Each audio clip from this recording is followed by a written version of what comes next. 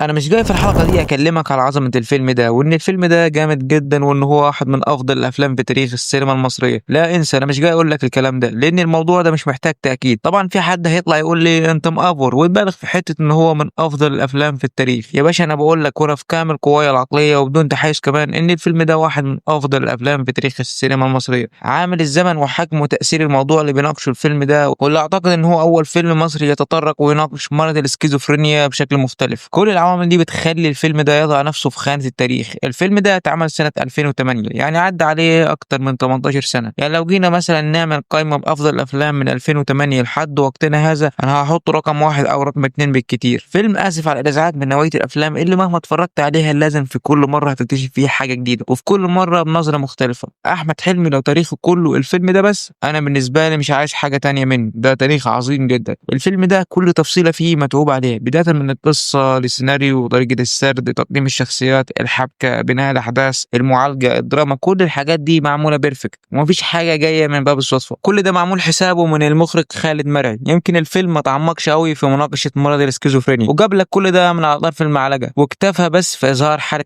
حسن اللي معتقد إن كل الناس بتشتمه وبتعامله وحش ومضطهداه. دي حاجة من أعراض مرض الاسكيزوفرينيا، الهلاوس السمعية والبصرية. وده اللي شفناه في أول مشاهد الفيلم لما حسن كان نازل رايح يركب عربيته، فبص على العربية لقى عليها تراب ومكتوب كلمة عربية الحمار على إزاز العربية. حسن كان فاكر إن البواب هو اللي عمل كده، لكن في المشهد اللي بعده على طول بنلاقي إزاز العربية نظيف. أكيد ممكن تقول لي ما هو ممكن يكون راح غسل الإزاز عادي يعني يا أبو المفهومين، بس ده ما أعتقدش لأن حسن كان بيتخيل حاجات مش موجودة أوريدي، فده بيرجح بنسبة كبيرة اللي بقوله.